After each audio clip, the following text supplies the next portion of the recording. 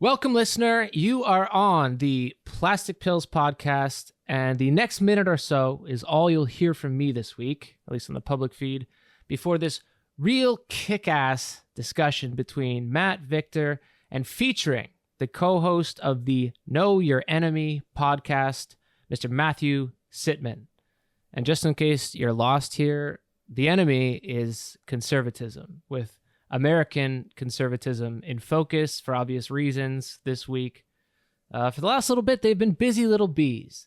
But this discussion is more about the conservative intellectual tradition, which it might be a mistake to underestimate, as I think this episode will make clear. It goes deeper than the cancel culture babies on YouTube, certainly.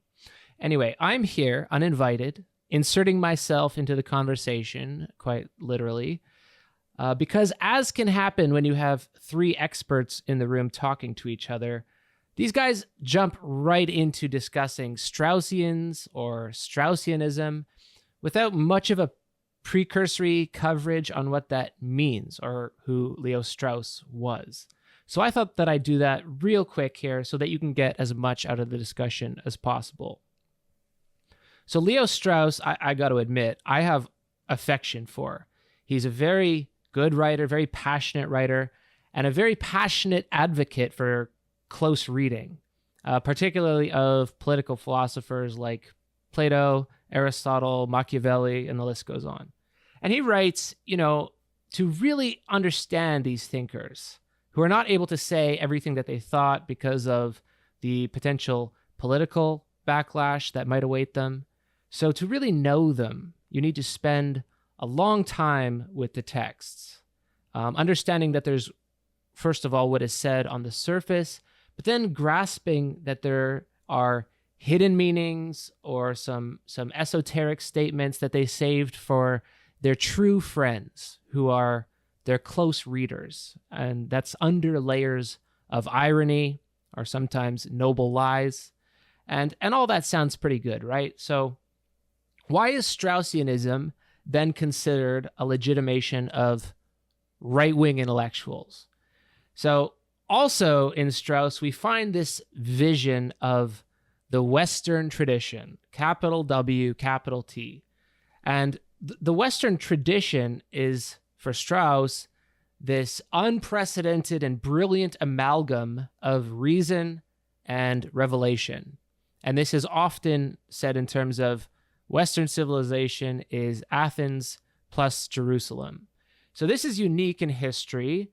And for this group of people, the success of the Western tradition is due to this very special combo meal where Greek rationality meets Judeo-Christian universality, as revealed by God, of course.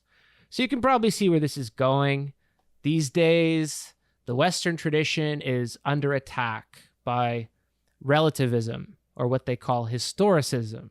And historicism is just to say that ideas don't come from God or universal reason, that they are historically contingent and almost all the time not nearly as morally pure as they present themselves. And this is where the acolytes quit reading closely, like Strauss himself advocated. So he's a convenient ally. So for the Straussians, Western civilization is on the brink of moral collapse because of these historical relativists saying that God and the truth and the beautiful and the good aren't transcendent, that they're contingent. So although none of them are actually Straussians, you can hear the echoes that connect Straussian philosophy and the Straussian method of reading to the whiny YouTubers, the Shapiros, Petersons, Rubins, all complaining about leftist, Marxist, relativist, nihilists, and the list goes on. And these people are all at the gates because they criticize Western traditional values. And the spread of Western traditional values was completely based on their merit and not because of any material conditions or concerted efforts to globalize them. So in this episode, Mr. Sitman and the guys do a great job of showing that there's an iceberg of funding and think tanks and institutions and grooming that goes on behind the scenes in American conservatism, even in university departments, where this narrative of civilizational collapse is pushed and the need to conserve the Western tradition.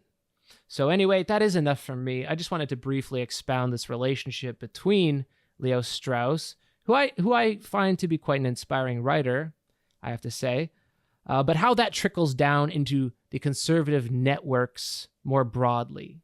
And I'm not just talking about media personalities, but the think tanks, the institutions, and ultimately, as we've seen lately, public policy.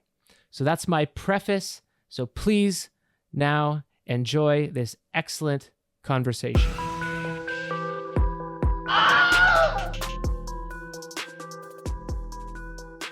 Welcome, Matt Sitman, back to the show. We're really excited to have you. Both of us are big Know Your Enemy fans. I also really like Sam Adler. It's a shame he couldn't be here also, but he wrote some really great stuff on the New Republic recently. So it's a real pleasure to have you here. Yeah, thank you. I'm happy to be here, and I'm fans of both of yours, and excited to be talking with you. Awesome. Yeah, and just quickly about Sam Adler, I will say that Sam Adler Bell, maybe a couple months. Sam Adler Bell, yes, he did such a great episode on like Freudian psychoanalysis and politics or something. That was like, I think you weren't there for that one. But anyway, just a quick aside of listeners, because a lot of our listeners are into psychoanalysis. So that's a great episode to check out. And maybe just to break some news here. That was an episode Sam did with Pat Blanchfield, who's a brilliant guy. And, sometimes Sam and I do the bonus episodes kind of one-on-one, like a book episode or something like that. But, that got such a response that we're kind of going to do some more about that this summer, or related. So we're going to do an episode on Christopher Lasch with Chris Lehman, former editor of the New Republic and one of Lasch's last students, actually, which I didn't know until we started talking about this. And then maybe, the Philip Reif book, Triumph of the Therapeutic, which is such a huge deal on the right, the uses of Freud after faith. I think maybe later in the summer, we're going to do an episode about that book with some of our Freudian friends. Amazing. Yeah, that'd be really interesting.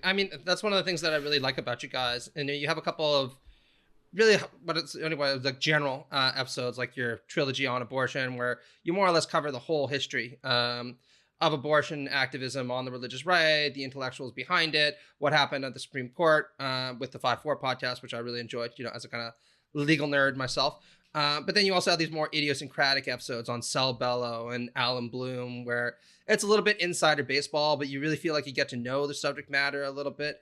So there's a lot of great stuff there. And actually, just for those of our listeners who have no familiarity with you or Know Your Enemy, can you tell us a little bit about how it is that you came to be so interested in conservatism and a little bit about your own political journey? Sure. The short version is that, Know Your Enemy is a podcast, as I mentioned, I do with my great friend, Sam Adler Bell. We started it, I think, spring of 2019. So it's actually, we've been doing it for a few years now. But it's focused on the right, on the conservative movement in the United States, mostly the post-war, movement, that the conservative intellectual movement that we associate with, the rise of Ronald Reagan and kind of the rightward shift in our politics. But my interest in that stemmed from the fact that I was a young conservative. I'm on the left now. I don't hesitate to call myself a socialist, a democratic socialist. I'm on Dissent's editorial board now. Yeah. And I should say the Dissent tradition is really the one I feel most comfortable identifying with, some of the emphases they've had over the years. So I'm very proud of that. And one reason I became connected to Dissent was, as a young conservative, when I was 23 years old, I think I took a graduate seminar with Michael Kazin in the history department at Georgetown, and kind of it was on the American conservative movement, actually. And this was like, spring of 2005, after George W. Bush had won re-election, and it was really like maybe there's something we're missing here. Why do they keep winning? And he said that at the start of the class. That's partly why he was drawn to those figures and those questions. But I was a young conservative. I grew up in central Pennsylvania, both religiously and politically conservative. I was raised in a fundamentalist Baptist church. Fundamentalist is not my pejorative. It's their self-descriptor. King James Bible, a lot of end time stuff. And again, right in central Pennsylvania, which became like the heart of Trump country in my state. The county I grew up in went, I think, 71% for Donald Trump in the 2020 election, to give you a sense of things. Jesus. And I went to a conservative evangelical Christian college, Grove City College. So, and then even my first few years of graduate school, I was definitely still involved in the conservative movement. They actually take really great care of graduate student, PhD student types who they see some potential in. So, I'm not an embittered ex-conservative. I mean, we can talk about some of why I moved, left over time. I never like to truncate my conversion story too much to make it seem like it was a Saul on the road to Damascus or, a bright light altar call kind of thing where I changed in a moment. It really was more gradual. You read Irving Howe, and then all of a sudden things were made clear right. or something, right? Yeah. Right. It wasn't like that. But, into my 20s, I was still in kind of the more intellectual, academically oriented wing of conservatism, if you can call it that, which I think was really the best wing of it. I think it probably it made me feel like I didn't have to entirely sort of abandon the right in some way longer than it might have otherwise, because of, there were some really wonderful people who were very kind to me and who I learned a lot from and were very generous to me. And, but it really was kind of by the end of graduate school, kind of end of my 20s. I never finished my PhD. I perma ABD, so I don't want to claim any scholarly expertise here that I don't have. But, by the time I was in my early 30s, I was, definitely not a conservative anymore. Late 20s, early 30s. Do you think? Go ahead. Do you think your political shift had anything to do with you not bothering to finish your PhD, or were those things kind of just unrelated? It's a good reason not to finish if you go tell your supervisors, like, look, I've completely changed my ideological framework. Well, it depends what the topic was. Yeah. No. I can talk about the topic a bit, but I would say the thing that actually connects those two, and I've written about this, and Sam and I did an episode on it, was my experience of depression. I had a long kind of essay review of George Shalaba's really wonderful book, How to Be Depressed. And I talk about the relationship between depression and my political views, which is sort of just like it was a experience of something that I could not will myself out of. Right. And so I think it was sort of the nail in the coffin to sort of a bootstrapping myth of meritocracy. People's problems are ultimately their own. Of their own doing, a sort of personal responsibility rhetoric. Both practically, it meant I had trouble writing a dissertation and, being productive in the way I needed to. But it also factored into my political views. As I said, it's kind of and I think it's one of the distinctive ways I think about being on the left, which is not a Promethean perfectibility utopianism, but actually a profound awareness of, how flawed and fallible we are and how we all struggle with things that again, are not problems of our own making or choosing. So that's how I would say the different parts of my life connected there, the academic and the political. And my focus was on early modern political thought, the Reformation, kind of political thought and theology in that period. So it wasn't really... it wouldn't have been bound up in any ideological transformations, but I can say this is I was starting to lose confidence in the project in another sense because I'm Catholic now too, which had been a long time coming. I was at Georgetown in my 20s, drinking gin and cocktails with the Jesuit priests, at the Jezrez overlooking the Potomac. I remember Father Fields especially, really, drilling me theologically, giving me a hard time, not a hard time, a playful hard time, of intra-Christian debate and discourse. But, I was writing a lot about Calvin because I thought Calvin was an important part of, the kind of mix of things that then you would see in, say, Hobbes or Rousseau even. Rousseau has the great footnote that those who read Calvin only as a theologian fail to understand him, or something like that. I think it's footnote in the Social Contract. So, I think I did want my reading of Calvin to be true, which was kind of like, what if Marilyn Robinson did political theory? That was how I was kind of trying to read Calvin from the perspective of a political theorist, slightly, more generous toward him, thinking he, not locating all the ills of the modern world, in the Reformation or something, or nominalism, whatever it might be. But yeah, so I think actually the third and final transformation I made, which was from Protestant to Catholic, actually had the most bearing in some ways on my how I came to think of the intellectual project that I never finished as a graduate student. Well, I'd like to ask a question that we don't normally get to ask on this podcast, because you've been very overt about the kind of spiritual dimensions, both to your own emotional journey and to your ideological journey. And I was wondering if you can tell us a little bit about that. Like, has your relationship with God changed? Or your understanding of God changed alongside your politics? And I'm saying this from personal experience, right? I kind of started off as a pretty conservative Roman Catholic, growing up in small town in Ontario. Then I gradually lost my faith at 18, read a lot of Nietzsche and Camus and all the typical stuff, thinking, no one understands me. And, now I work for a group called the Institute for Christian Socialism, and I've kind of reformulated a lot of my earlier views to be more in line with the way I look at things now. But was quite a journey, and it'd be hard for me to disconnect, my kind of spiritual orientation from my politics. And I'm just wondering if the same is true for you.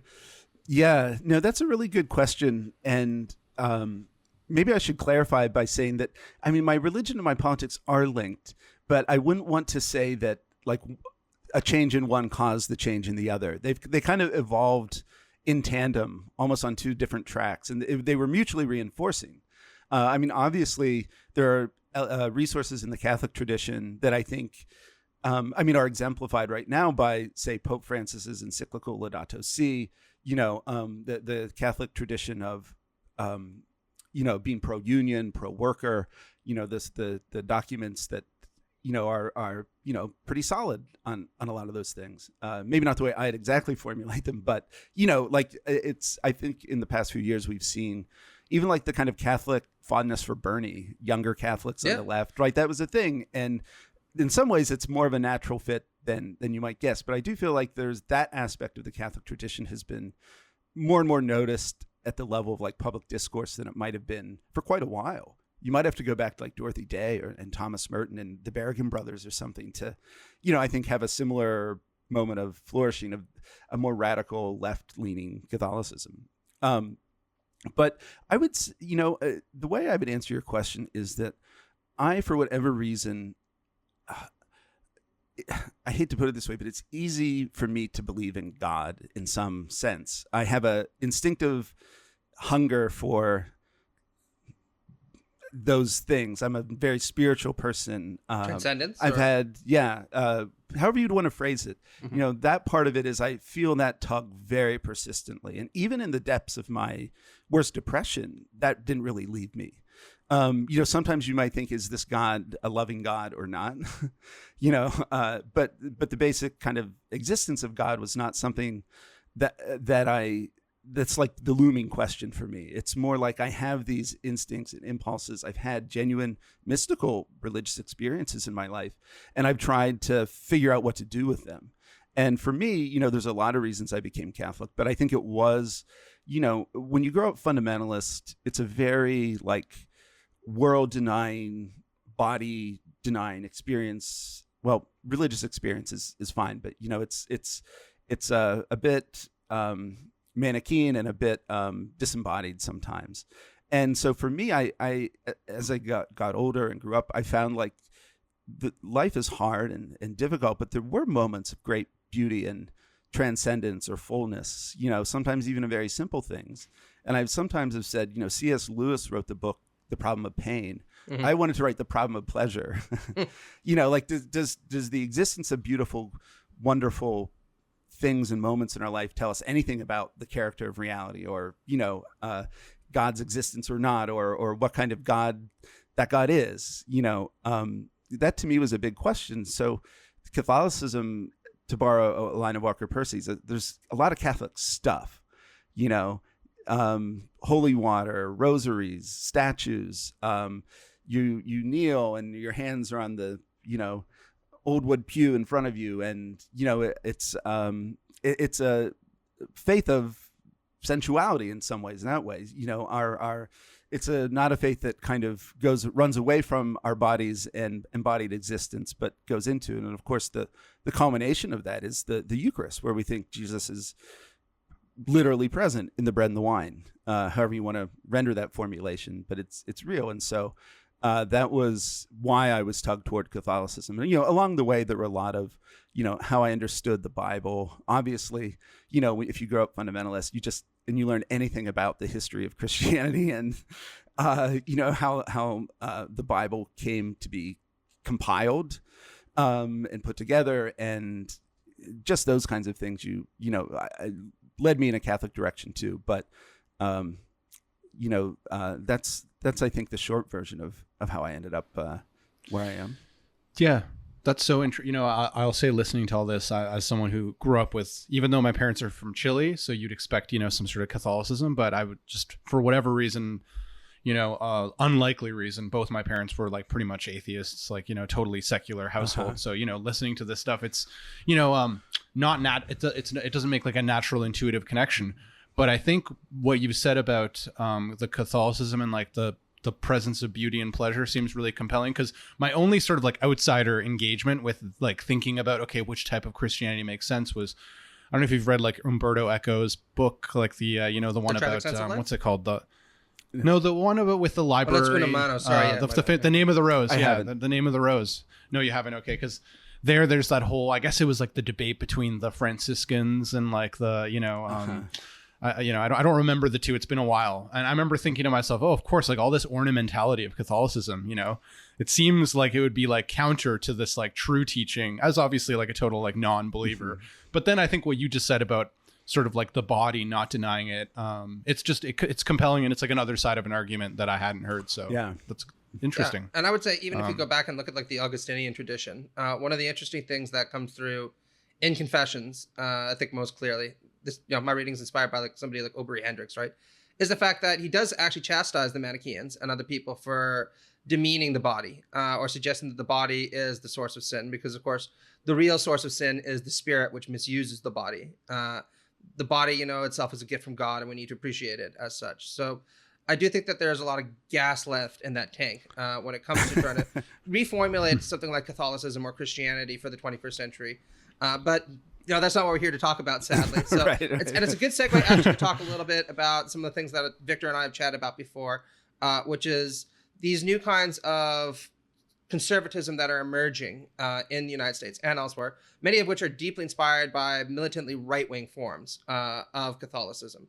So you can think about the post-liberals as being, exemplars there. People like Adrian Vimule, Patrick Deneen, Sohrab Ahmari, who's a convert. All these people who've really risen in profile over the last couple of years. Could you tell us a little bit about how we got there?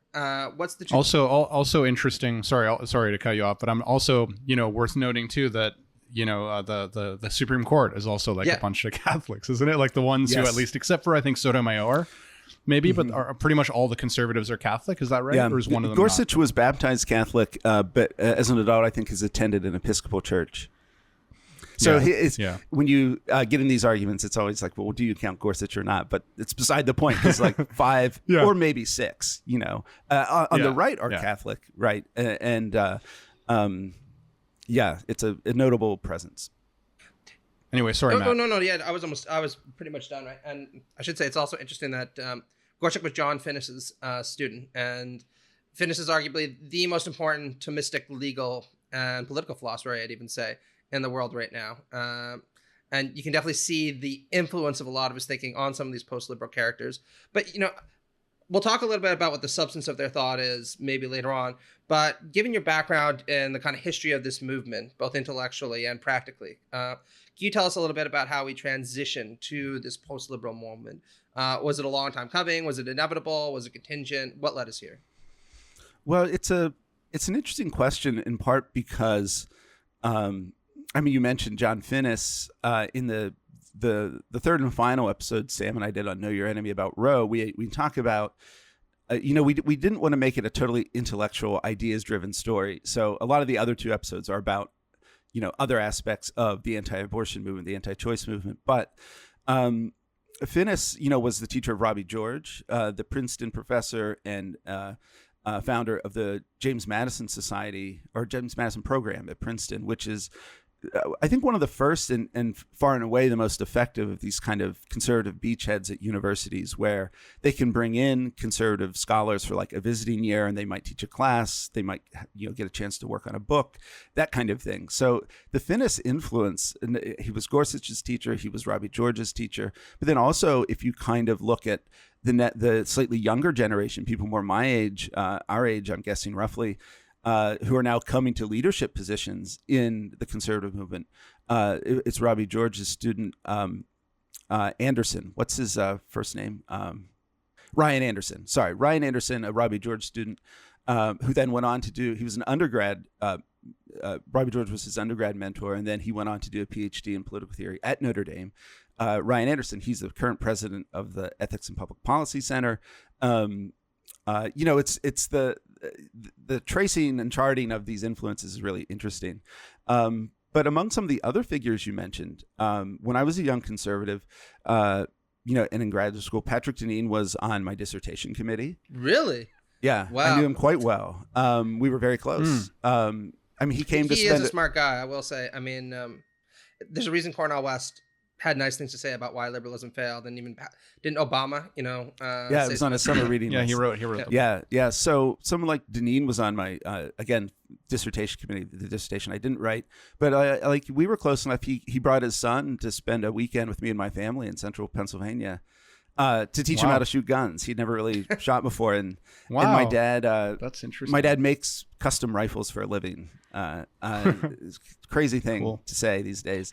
It's more for like competitive target shooters or big game hunters. Sure. He doesn't sell anything of the sort we've seen lately in the news. I'll put it that way.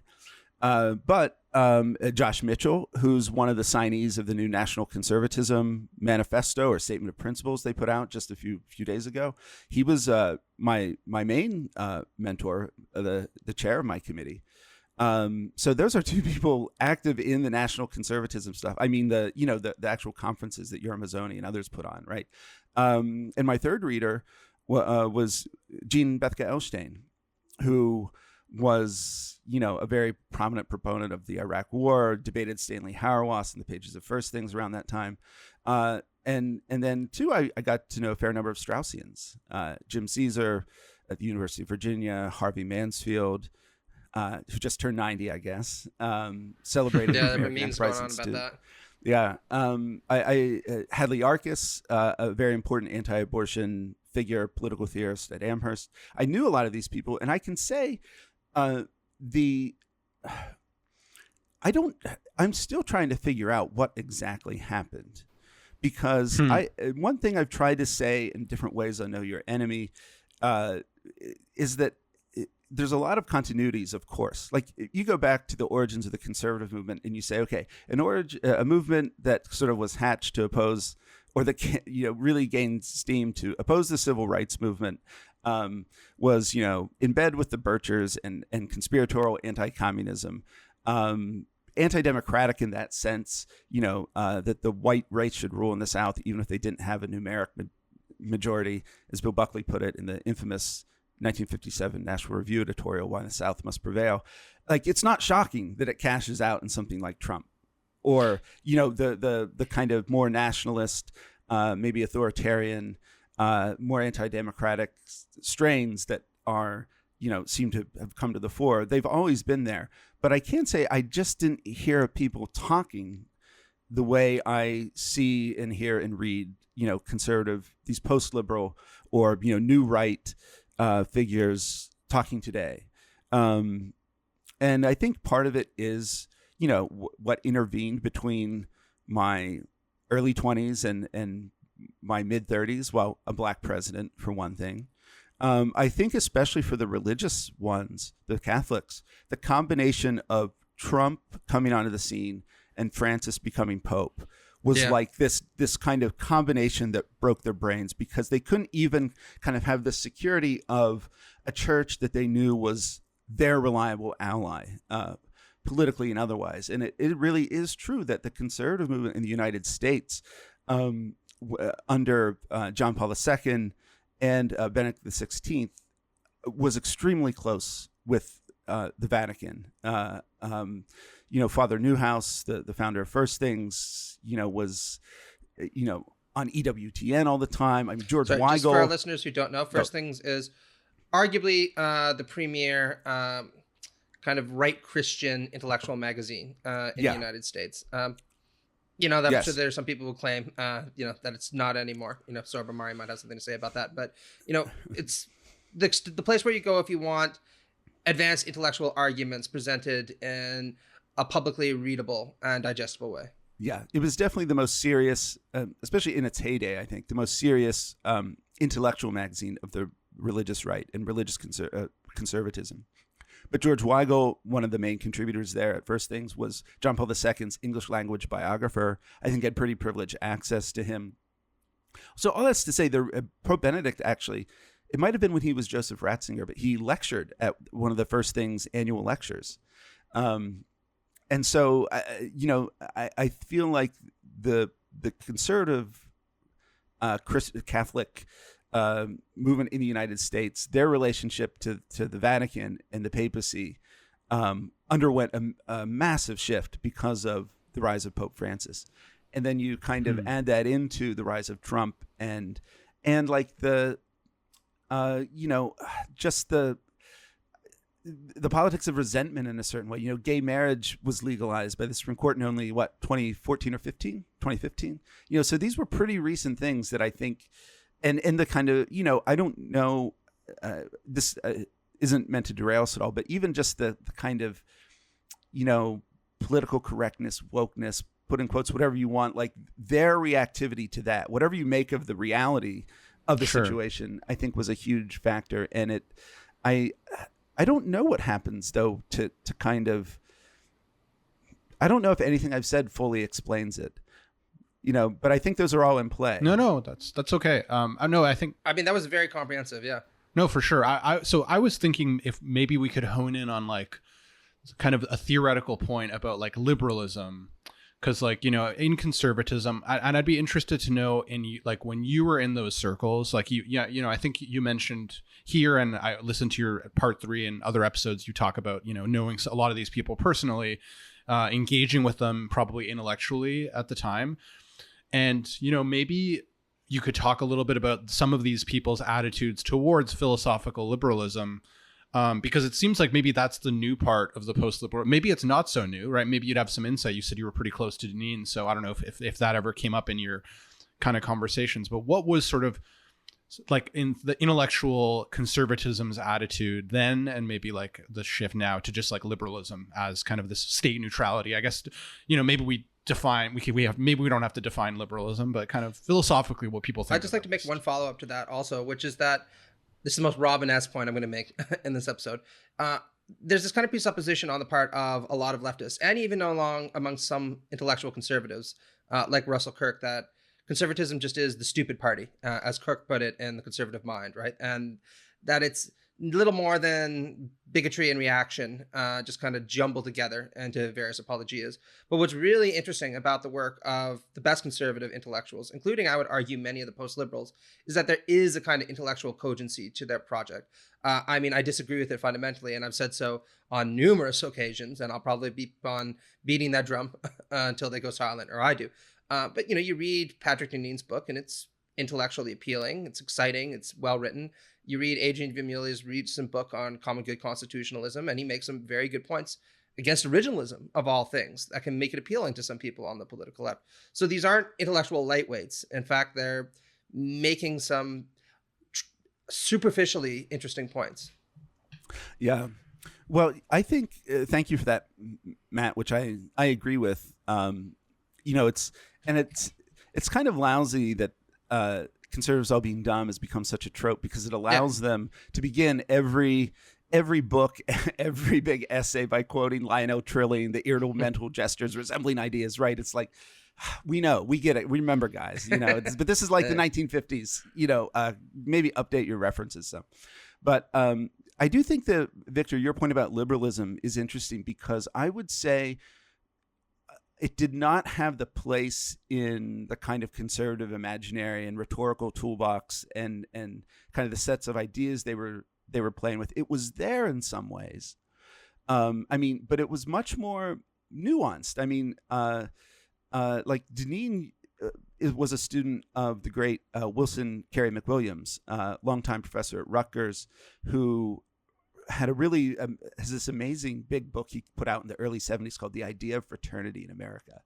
But it was not a sharp-edged anti-liberalism. It was more a communitarian, like, alternative to the most desiccated and kind of narrow kinds of liberalism. You know, it wouldn't be quite right to say there was no criticism of liberalism there, but you know, I feel like some of the people we're talking about came out of the liberalism communitarian debates in the 90s, you know, which were not the tenor of, I think, what we're seeing now. And I'm not sure what accounts for it, but I do think here we can maybe bring in some Straussians. I think the work of some of the Claremont fellows around, like, kind of the nature of progressivism and the progressive administrative state, and you kind of combine that with the kind of existing Straussian like three waves of modernity, right? That kind of culminates, or I should say, crashes, you know, with the Holocaust and kind of the horrors of World War II and all that, right? So there were these narratives of decline on the right. That I think there was a Straussian iteration. There's a Vogelinian iteration of, you know, there's you know, it's been put in different registers and in slightly different ways. You know, some of the you know, critiques of, say, nominalism that you get from people like John Milbank, who do like theology and social theory, or, you know, Brad Gregory, the unintended Reformation, which is like all the ills of modernity come from, you know, this wrong move, which was the Reformation.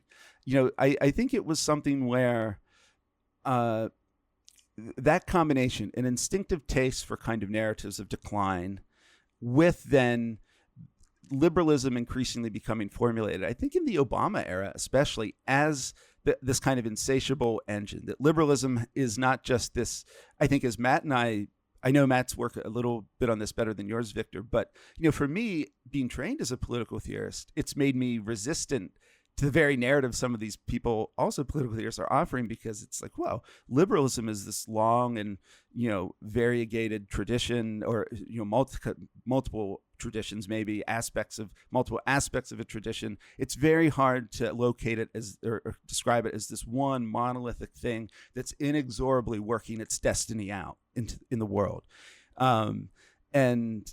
But that's not, so that's how I think about liberalism. And we could have a conversation about, say, French liberalism in the 19th century, or, you know, compare that to maybe a more, you know, Lockean strain of liberalism. And, you know, but it's not just one thing, and you can't just give it a capital L and declare it the enemy. But that's kind of what's happened. And so I think you're right to locate that as a really signal thing here. I mean, it's there in the name, post-liberal, but I can honestly say, among all the conservative intellectuals, and these are academic types I'm talking about, the names we've already mentioned, not just like pundits or something. Yeah, what did you describe them as? You know, bourbon swilling people, you know, sit on the patio. Bow ties, you know, with a cigar. Yeah, the cigar. Yeah. You know, I just didn't hear liberalism talked about in quite that way. It's not that, again, it was totally unpresent, but I do think some of what happened was, like I will use the example of Patrick Deneen, because this is a public paper he gave. It's not me divulging anything, but I do remember this was the first inkling something had gone wrong with him. Was he became, this is like circa 2006, maybe 7, really invested in peak oil theory, which is I'm not criticizing that per se. Like, obviously, like, there is ecological crisis that we're in the midst of now, and oil is a huge part of it. But it was more this, like, we're going to run out of oil shortly, right? And it would be more a catastrophe for human society and civilization, which sometimes you get the sense they long for, actually. That, there is a bit of burn it all down. But he actually, I remember it was the Western Political Science Association conference, which amusingly was in Las Vegas that year. Because I remember walking out of some hotel, and I just given a paper on Rousseau, and there was like some, like, I don't know, weird like statue of a woman in bronze, like gold or bronze or something in their hotel. And he was like, Matt, do you ever think you'd give a paper at Rousseau in a hotel with a bronze ass outside its front door? You know, but that very conference, he gave a talk on peak oil in political theory, and the taste for the more radical catastrophist stuff was clearly there with Deneen, but he's one of the ones I'm not as surprised by, actually. But I think more broadly, talk, because the part of the old conservative coalition was like classical liberalism.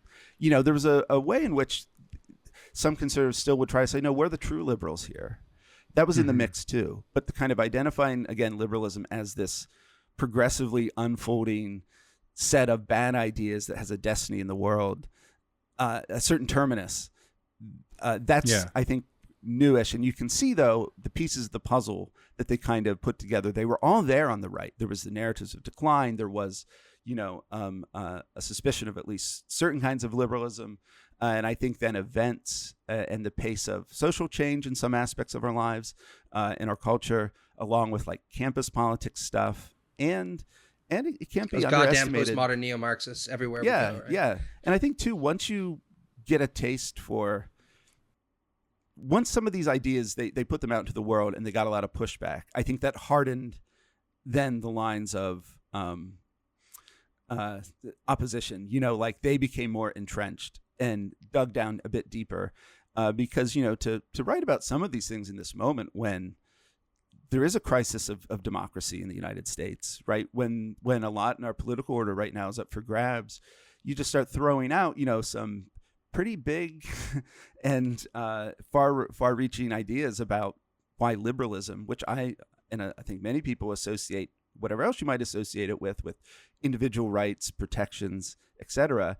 You start saying, well, liberalism's the problem. Wow, what parts of it? And just what are you going to get rid of? Yeah. Yeah, no, I mean, exactly. I spent a lot of time telling people on the left that also, right? Yes. There are a couple totally. people who take offense at even my calling myself a liberal socialist, but I always like, do you really want to get rid of rights to expression, rights to association, rights against cruel and unusual limits on government power? Yeah. Anyway, I know Victor's got a great question though, so go ahead. Yeah, so no, I mean, I think that's important too. Like maybe it'll come up again in the conversation, but I think what's interesting also on the left is like sort of especially a lot of our listeners who tend to veer more towards like, I guess, like postmodern like philosophy. They're like, a lot of them are more interested in like postmodern left philosophy, figures like Derrida, and then like psychoanalysis. And we just did a series on the idea of communism, which was like a series edited by Slavoj Žižek, so we were reading a couple papers by people like Jean-Luc Nancy. So a lot of our listeners are kind of in that circle. And I think a lot of them have a lot of bad things to say about liberalism. They will also locate, the problem. But so maybe we can come back to that. But I think the narrative of decline is really important. And I think, I think that's sort of a lot of your answer was sort of circling around the narrative of decline, and maybe that can lead us into talking a little bit more specifically about Straussianism, if you're up for it, because I think like there is, maybe there's a narrative of decline in some of that. I don't know as much about Straussianism as you do, although I am at the University of Toronto, where there's a bit of a history of course. Of Yes, Straussianism. Yes. We have Bloom was here for I think all of the 70s, and Thomas Panglow was here until maybe like 15 years ago, and then we still got Clifford Orwin. He's still he's still around. So there's a history at the University of Toronto. So I have colleagues who are sympathetic to that, but I don't always know exactly what it is, and maybe it's come up on the podcast a little bit. But I think for the listeners, it might be interesting to kind of both maybe try to explain like what Straussianism is doing. And then also I've heard you talk on your podcast as well, and maybe written about the fact that, as a young intellectual, there's something that's really seductive and exciting about Straussianism. And like maybe being able to put our thumb on what exactly that is. Because a lot of our listeners will be very excited about some of the other philosophers that I was talking about on the more post-structuralist, postmodern side, and they find that really exciting. But Straussianism, I think, has a real exciting, seductive aspect. So maybe you could talk a little bit about what that is as a way into just sort of explaining what it is, if we can. Yeah, sure. Because I think actually there's kind of the same answer to both sides of your question, which is that I think at the simplest, Straussianism is a way of reading texts. I think there's a lot else to say about it, but I do think it's taken on, sometimes for better reasons than others, but an era of the dangerous. If you go back to, say, the discourse around the start of the Iraq War and the Bush administration and the supposed neocon / Straussian influence on it, where it wasn't just Straussians, like people trained by people who were trained by Leo Strauss. It was like kind of going back to the master's text and finding the Iraq War, in them almost. That's a bit of an exaggeration, but it did make me, think, come on, this is really, it's not that none of that is present in Straussianism, but to me, it is fundamentally a way of reading text, and that's why it's so seductive as a kind of like political theory nerd, smart, maybe conservative leaning, but maybe not necessarily. I think it's the conservative minded student is more likely to be sympathetic to thinking wisdom is found in old books, but it's not a necessary, right? But no, and actually, sorry, quickly, I want to actually just to add to that. It's one of my colleagues, a good friend of mine, actually from my program. He's this Australian guy, and he came in and he didn't even know that Strauss was like associated with conservatism. He just liked that way of reading the text. So he was just into Plato. He came to work with Clifford Orwin, and he's kind of apolitical. Yeah. Like I try to talk to him about politics, and he's like, yeah, I don't know. Like he just seems nominally left, but just is more interested in the text. Yeah. That's a real thing. I'm not totally shocked you say that at all. But to go beyond that, I mentioned the Three Waves of Modernity essay of Strauss's. Even that's something that's contested how to read that. Was Strauss saying the waves are necessarily one following the other, or is it, just one way it could go, or one way it did go? So part of the reason it's hard to pin Straussianism down is Strauss himself was hard to pin down in some ways, and but to maybe then, in lieu of a definition, I'll just kind of mention some of his books or ideas and categories. So like a big set of Straussian categories are the ancients and the moderns, right? With the moderns picking up with, maybe Machiavelli, Hobbes, Strauss did a lot of work on both of those figures. Some of only which recently, meaning, in my time, hasn't all been translated into English. Some of his stuff on Hobbes and the theological political problem and things like that. So it's you have ancients and moderns, you have reason and revelation, Athens and Jerusalem, and Strauss was concerned, I think, a lot with the nature of the philosophical quest, the search for truth, what was possible for human reason to accomplish. And, political philosophy was always interesting.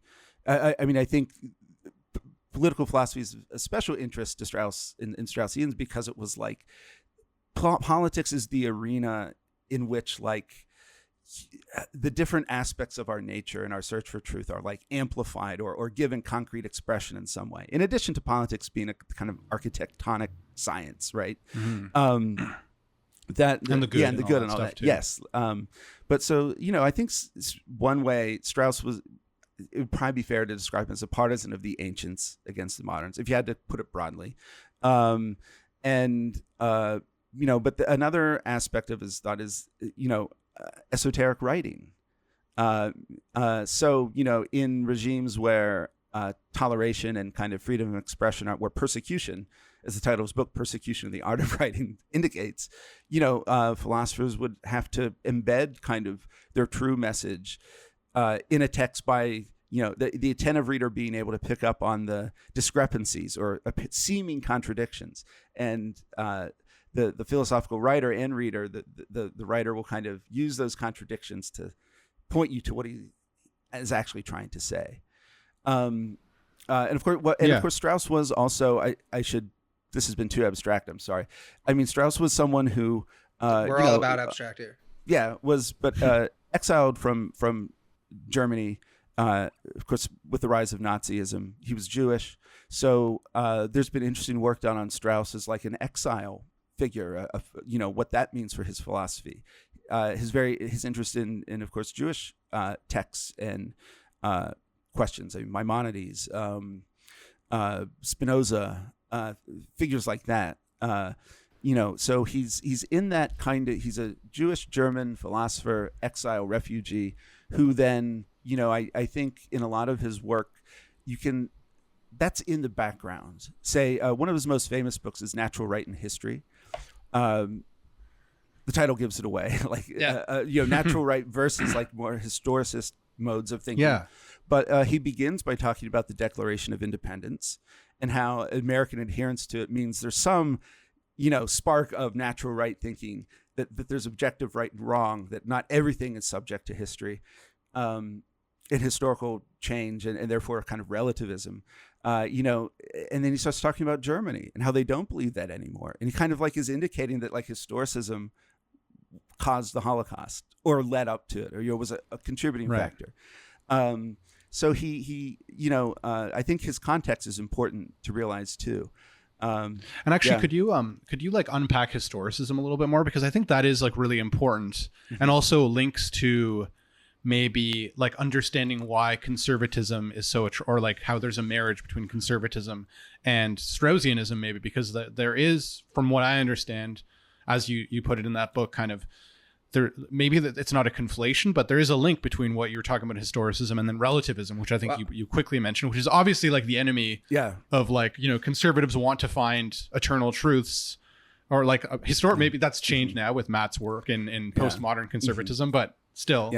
This is where I just want to add a little wrinkle to that, though, because one of the things that's frequently misunderstood about that book is perceiving his critique of historicism as primarily directed against left-wing thinkers, the Marxists, arguably the Hegel. It's all about Burke. Yeah, exactly, right? I mean, he locates the origin of historicism in neither of those two people, but in Edmund Burke, where he says he's the one who started all these major problems. And that's a pretty remarkable statement. I actually think it's a pretty important statement when you think about whether historicism has to lean left. Let's just put it crudely that way. Yeah. But another major figure who's often perceived to be in the background of the text, and here's where that esoteric kind of distinction might be important. A lot of people see the book as him coming to terms with and even critiquing Heidegger, who was such a huge influence on him, later joined the Nazi party. And it was seen, at least by Strauss, and I'm sure there's a lot of Heideggerians out there who will be slamming the fist down, as developing a very robust and very sophisticated kind of historicism in his own work.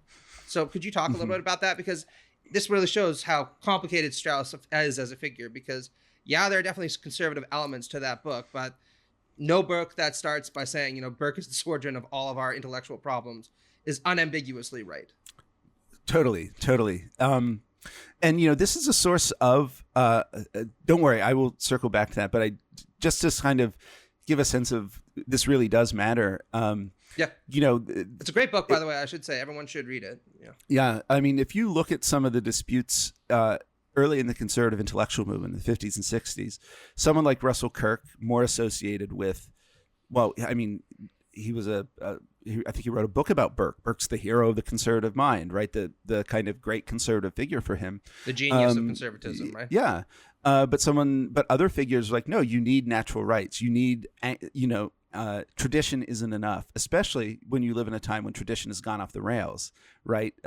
If what's come to be is bad, then the tradition isn't enough. You need some kind of principles that transcend, the flux of history, the evolution of tradition, et cetera, to anchor your political project. So the kind of debate, the dichotomy Strauss sets up there has echoed through, even far lower brow conservative disputes. But historicism would be that there's just no truth that transcends the flux of history, right? That a trans-historical, transcendent truth. Now, how much of that Strauss thought we could get, I don't really, that's an open question. How much was he at the end of the day? You stare into the abyss and that's all that's there, or is there really something you can hold on to in some sense? I don't know. It's kind of like a disputed reading of Strauss. Like, was he just, secretly an atheist nihilist who didn't really think, any of this you could really pin any of this down? That's, I think some of Strauss's own ambiguities is why you have different schools of thought that come out of it. You have West Coast Straussians associated with like the Claremont Institute, the Claremont Review of Books that, are a huge part of the Trumpist movement, but they're the ones who talk about natural rights and really think that like the American founding was in a fairly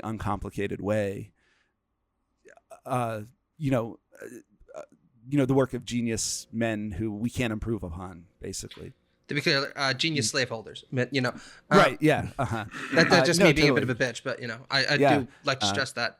But there's more, I think, as the East Coast Straussians that are a bit more skeptical. Their political interventions sometimes are, not as straightforward, and they're a bit less pious in multiple senses of the word. I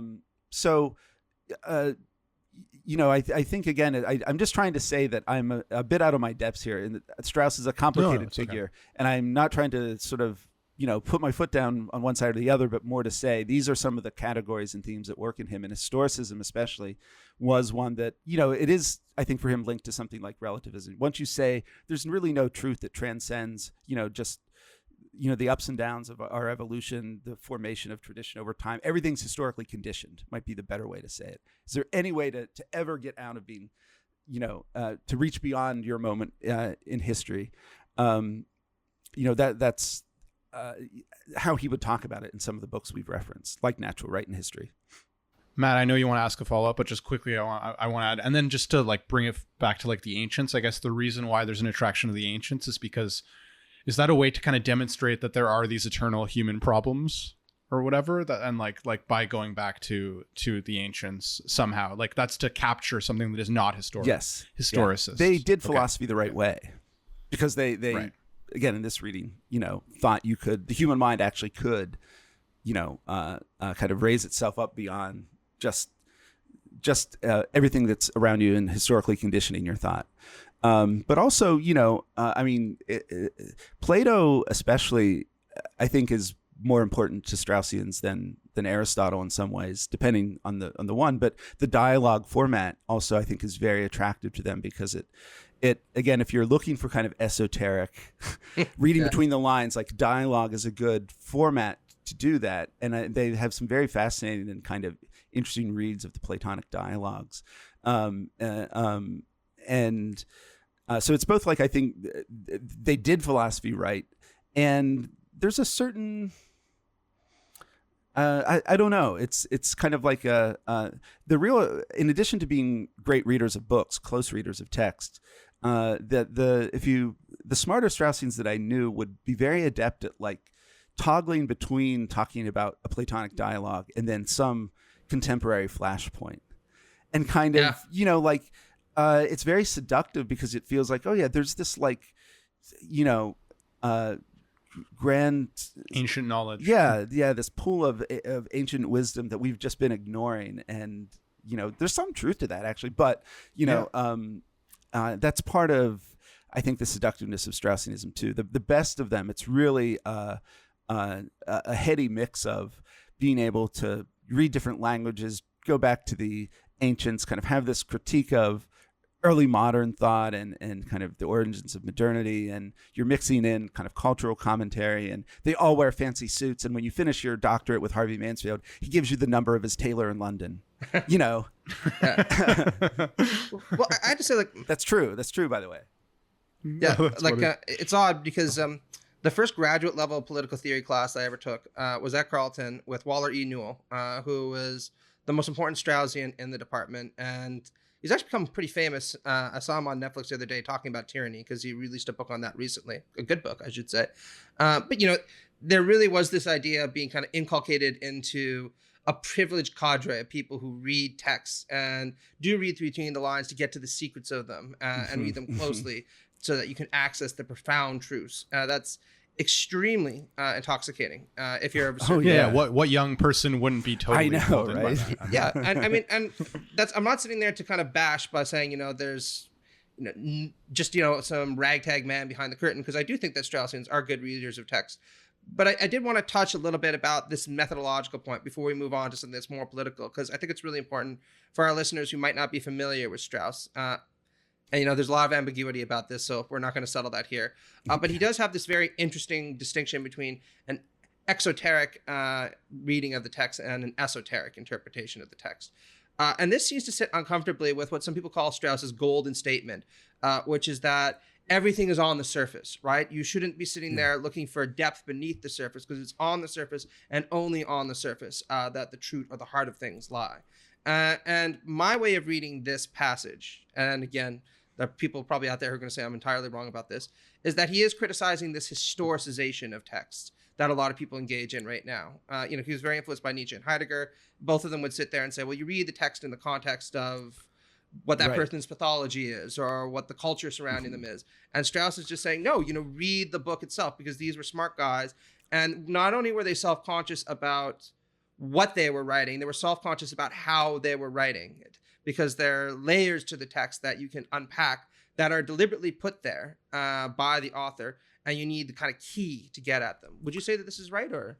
Yeah, no, and I'm so glad you mentioned that, because the other reason, especially for undergraduates or early graduate students, I think Straussian can be seductive, is because it's a direct confrontation with the text. Yeah. Like, you don't sit there and be like, let's historicize the text. You don't have to know the author's biography, the entire, political history, cultural context of the moment that produced this text, etc. And it's kind of saying, if you're a smart reader, you can really spend time with this text and pay attention to it closely and get out of it deep wisdom too. And so it's I think the methodological point is actually partly why it's so seductive too, because and I think you're right, Matt, that the comment, you could misread the comment about surfaces from Strauss as being in tension or contradiction with an esoteric, but I think you're right. It's actually taking aim at a kind of death of the author, hermeneutics of suspicion type. Yeah. Lose the text in the midst of so much context kind of thing. Yeah, and I mean, I've seen a lot of Straussians criticize people like Nietzsche, for example, on that basis, because they'll say he didn't even bother to argue against Plato the way that Plato would argue against the sophists. He just sat there and pathologized Plato by saying that this moral hunger was really at the basis of all of your books, and so this kind of pollutes any argument that you put forward. And maybe there's some legitimacy to that. But kind of moving along, and I don't want to, because I'm really interested in these questions, and I'm reading a lot of Strauss right now. Well, can I just make one more point about Straussianism before we move on? I think the last thing, because we were kind of been talking about how, like, why it's seductive to young people, and then eventually, like, I guess, who end up being conservatives, but maybe we'll return to that. But I guess what I think is also really interesting is, I guess, the way that it seems like Straussianism puts the intellectual at the center, puts the philosopher at the center, like, because it seems to me that there's a level of weightiness and importance that maybe isn't present in other philosophical traditions of how important the philosopher actually is to society. And of course, if you're someone who's going to maybe be a philosopher, well, that's also, I think, a very seductive idea too, that like you're doing the most important profound work. So maybe you could say something about that too. No, I think that's a good point to add as well. I think it is, I mean, it's not surprising when you think about everything we've just said, but being self-conscious about being a philosopher in the city, how does the person doing this work relate to the society, the city they're a part of, that has its own prejudices, that the philosopher, this is the old story of Socrates, right? That the philosopher may corrupt the youth against, or with their skeptical inquiry, undue confidence and certainty in. So I think they are very aware of the philosopher's role in the broader political and social context, and that's a big part of I think the way they think. Yeah. Good. Awesome. And then I don't know, Matt, where you wanted to move on, but like, I guess maybe just adding those things together to sort of the reason why, I guess, because, I feel like everything we've said wouldn't necessarily mean that the people who read these texts are gonna be conservative. Right. And as you said, it's not necessarily true that a lot of Straussians are, but I guess we can maybe see or like outline a little bit the reasons why it is I guess one thing would be like, to review like the being sort of against this sort of like historicism or this kind of relativistic view, which I think like left-wing politics nowadays tends to, not always, but tends to kind of like to talk about the situatedness of everything, right? And even now in like woke language, right? You talk about everyone's positionality, right? Everything is contextual. And I think like Straussianism clearly is something that's saying like, no, there are eternal human there are eternal human truths that you can discover by reading these texts to get to know humanity. So that's one way in which I think it's attractive to conservatism. I'm not sure, Matt, either of you have additional thoughts about why it's. Or is that No, the no, main thing? that's exactly the question I wanted to ask, just because I wanted to move us on to Okay. Yeah. the influence Okay, of Strauss on politics. But I do think that you're absolutely right that one of the influences of Straussianism, at least in the United States, and I think the case is a little bit different in Europe, and for that matter, even in the UK, has been to really deflate attempts to build a kind of historicist argument for, American conservatism. I mean, the major kind of players in right-wing intellectualism right now, at least in the United States, all adhere to this idea that transcendents are important, right? You need a transcendent source of value in order to anchor your viewpoint. And this can seem pretty abstract, but sometimes it can get really concrete. Arguably the most influential Straussian, at least in the 1980s, was Alan Bloom, who wrote a book called The Closing of the American Mind, which you guys did a great episode on. But one of the things that he brought up again and again and again is that he was encountering these students who adopted what he called the kind of easy relativism that he associated with liberalism. They were open-minded, but in this very shallow way, because they weren't really committed to believing anything. So they weren't open-minded in the sense that they were waiting to adopt a certain attitude towards the truth, but just because they were dispassionate or disinterested in the whole idea of truth whatsoever. And he argued that this is a big, serious problem, and we need to rethink how it is that we teach students in a university system. So there's ways of bringing this stuff down to a very concrete level. And it's important because this book, of course, is usually considered a touchstone in starting off this really ugly culture war that dominates the headlines right now. And you can also see the seeds of like kind of the narratives of decline too. You can kind of see the way that waters the seeds of decline, of the narrative of decline. Yes, and let's not forget in closing, I mean, it's the German university that is the bugbear for him, right? But to Matt's point, him and Mick Jagger, right? The other great enemy, right. But I think I want to say this is Strauss's own term, but I could be wrong about that. But what Matt just described, Bloom picking up on, is, I think the phrase is the cave beneath the cave, right? If the shadows on the wall in the cave are just like your prejudices, but you're so kind of easygoing and tolerant, you don't even have like strong prejudices that the philosopher can push off against, right? That will be the fodder for the Socratic dialogue. If you're just too blasé about everything to even have strong convictions to kind of wrestle with, you're in the cave beneath the cave. I just always loved that line, and so I wanted to put it in here. But yeah, no, for sure. I would say, Matt mentioned how Bloom's were kind of touched down in the American culture wars in the 80s and into the 90s. I think another thing, to give something practical, just because I feel this pressure, since Narrative isn't ultimately an academic podcast, so I have this instinct, but we throw the word ontology around, like other people talk about Star Wars. But I think a very practical example is, and I was thinking about this because of the Supreme Court's recent decision overturning Roe, and someone like, I think Robbie George's amicus brief even argued for finding fetal personhood in the 14th Amendment.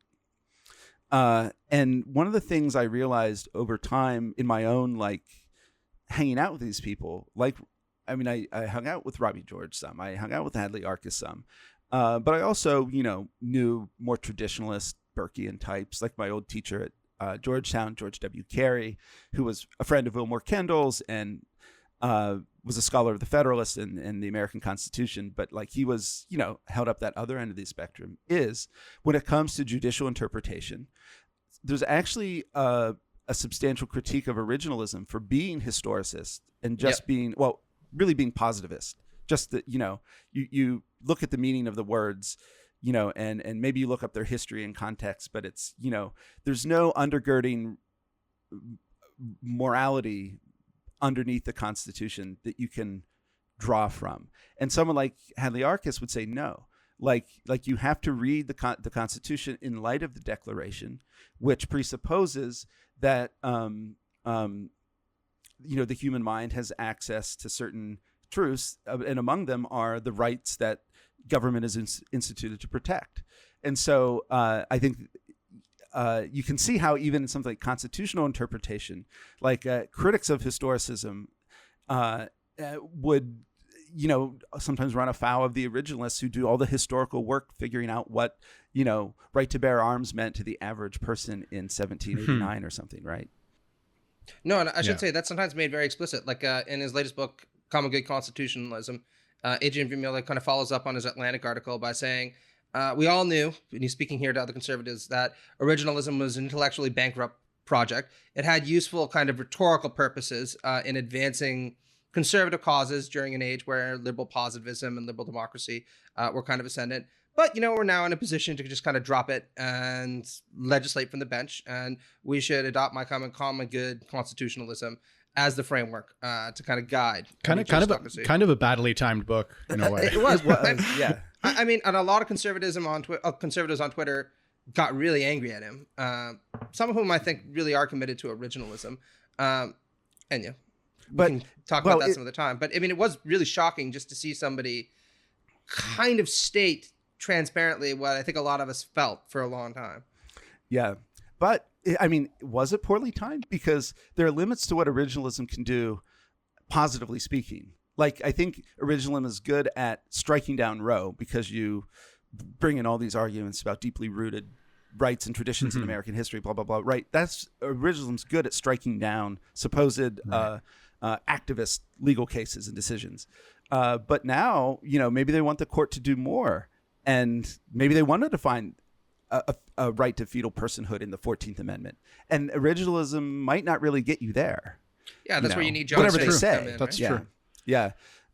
But, I think another kind of connection to more today's day-to-day conservatism was something that I noticed a lot at the start of the pandemic. And I actually wrote a piece for The Bias, the Institute of Christian Socialism publication, and a piece for TNR, The New Republic, about this, which is I noticed how striking it was that something like whether or not to wear masks, this is in the first month of the pandemic, right? Or months where it was controversial. Like, that was a big thing, right? We didn't have vaccines yet. So they had to find something to gripe about.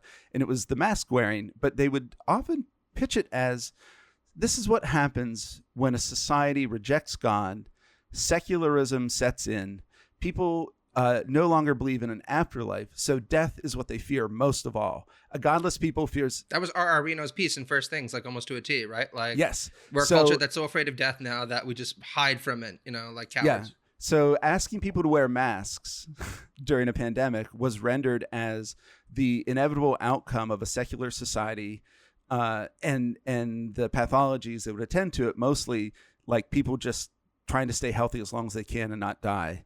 And that fear, that lack of, or that fear of death comes from not believing in God. And you can see that this is like, I do think that the kind of narrative of decline and catastrophe is such a huge part of the conservative self-understanding and consciousness in the United States these days. It's, when it comes with, even abortion, one of the things we talked about a lot in our episodes about Roe was among the kind of Christian conservative intellectuals who were opposed to abortion, it was like, connected to the Holocaust, explicitly, and kind of a terminus of this long decline. And a lot of issues, when you think about it, are put in this, like, this is what, like, same-sex marriage, transgender people, like, it's never just a discrete political issue that, is just one thing you can think about and try to do your best on. Like, masks were just not a way to try to stop the spread of a virus that at that point we had no vaccine for, very few treatments for, and that were filling our hospitals, including, I lived in New York, freezer trucks outside the morgues because the morgues were too full. Right. So the mask wearing was just not like people trying to stay safe during a time of extreme danger. It was the denouement of, something that happened 3 centuries ago when societies decided to, reject God or something. I know. And I mean, there is something that sometimes gets a little bit darkly funny about this. I mean, I remember reading the R.R. Reno piece, which he later apologized for because he got COVID and said, it sucks. Maybe don't go that far. So, just to be fair, let's point that out. But, you kind of sit there and think like, oh, so your whole argument right now is that I'm getting tired of people being so worried about dying. Let's just back away from those concerns for a little bit. You think like, Jesus, this is just getting a little bit over the top. But I want us to shift a little bit to kind of more concrete issues, because we've Sure. talked a lot about conservative intellectuals, some of the kind of cutting edge in American conservatism, at least this kind of Straussian basis, this post-liberal basis. But what's one of the interesting things that comes through in Know Your Enemy is how important these conservative intellectuals are to giving a kind of gloss to mainstream conservatism, and also how well-funded they are. That's something that people are a little bit less familiar with. Because one of the things that, you talk about on Know Your Enemy is how if you're a kind of conservative intellectual, 22, 25, with some talent, and they think that you have a future, then there are forums in place that will kind of skyrocket you to the front of the national consciousness. And I'm not really sure that there are similar avenues available on the left, which I think is not as well organized. Yeah. Not as. I'm thinking immediately. Think of our mutual, I guess, guest on the show, Nate Hockman, right? Or he was on our show. Well, but too, I mean, Nate's genuinely a really smart and very Good articulate guy. I mean, sure, but I'm just saying he's a good example of someone who is like kind of on the. He's being groomed and pushed forward to be the the future. Sure. But I mean, I sometimes just wish we did more of that on the left, or we had the institutions in place to kind of do that or achieve that, because they're very, very successful at it. So I'm wondering if you could just talk a little bit about that. How do you take these kind of intellectual energies, put these people in a position where they can actually develop an ideological justification for what the party is doing, or the movement is doing, however you want to characterize it, and how important is that, do you think? Yeah, it's been an interesting in the Trump era, phrase I hate to use, but I think there's been a lot of rightful interrogation of kind of the historiography of conservatism, and if you look at, say, George H. Nash's The Conservative Intellectual Movement in America, 1945 to whatever the latest edition is. It's very centered around National Review, and there's a way in which, you can tell the story of American conservatism in the second half of the 20th century as like a small band of intellectuals started a few magazines and it was Bill Buckley and Frank Meyer, and they just single-handedly restarted the conservative movement. Yeah, and it somehow all like crescendoed in, Ronald Reagan's election in 1980, right?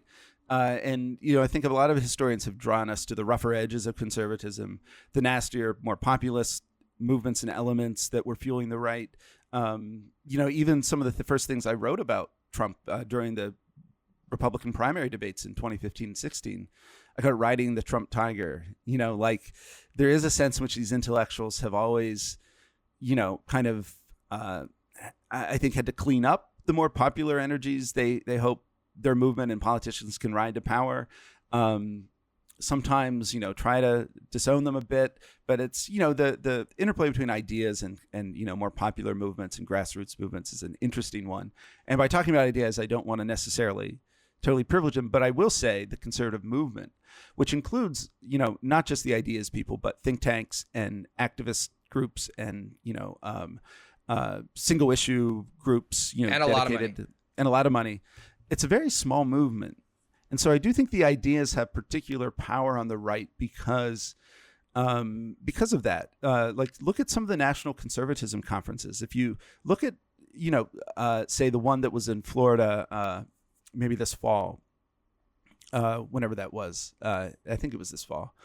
You would have politicians there like J.D. Vance and Ted Cruz, maybe, but someone like at these conferences, maybe not that one in particular, but there are magazine editors like Rusty Reno, editor of First Things, Rich Lowry, editor of National Review, someone from this publication, someone from that publication, and also people involved in various like Capitol Hill organizations, who do lobbying and maybe more grassroots stuff are there too. And so you can see that like the ideas people and the politicians and then some of the more grassroots pressure group types are in the same rooms hashing things out. And so I think ideas have real purchase on the right in a very particular way because of, again, I think the relative smallness of the movement in that sense. I mean, even you just mentioned Nate Hockman. Sometimes Nate will ask me something. I'm like, oh, yeah, I knew him in grad school. Or he's like, did you know everyone? And I was like, well, kind of, but not because I was special, but because if you were in the movement, you would basically know everyone, or be a very one degree of separation from someone.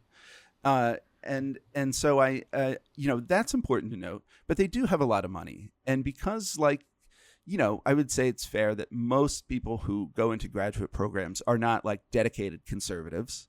most PhD students aren't like dedicated right-wing, movement types. But if you are, that's such a rarity. And they are, for all their protestations, so hungry for the validation of elite institutions and, having people in some of these perches, that the money I got in grad school even was, an extra $5,000 here, an extra $10,000 there. Had I needed, like, I had a fellowship where I TA'd and everything, so I didn't need like my tuition paid, but I could have gotten that taken care of too.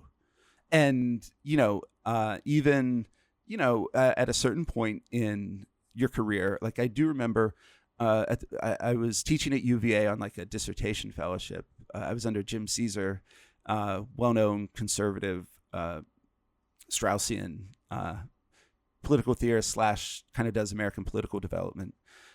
He was kind of my mentor, and there'd be like 2-week summer programs at the Boar's Head Inn outside of Charlottesville, where like for maybe a week or two they would bring in just all the star kind of Straussian professors, but also people who gave it mainstream credibility. Gordon Wood, for example, I remember really showing up, and Peter Onuf, scholar of Jefferson. Like it was a really serious, and you get a really nice stipend and live high in the hong for like 2 weeks at this basically resort, happy hours every night, and you'd mingle with people who could really help you, senior academic types whose views were at least roughly similar to yours, and the kind of, again, the way they support people materially, like giving them money, as you know, to make it in academia, there might be a period of time. If you do, I mean, it's such a horrific scene these days. But like one key would be just, can you? Good idea starting a podcast if you're struggling. Right.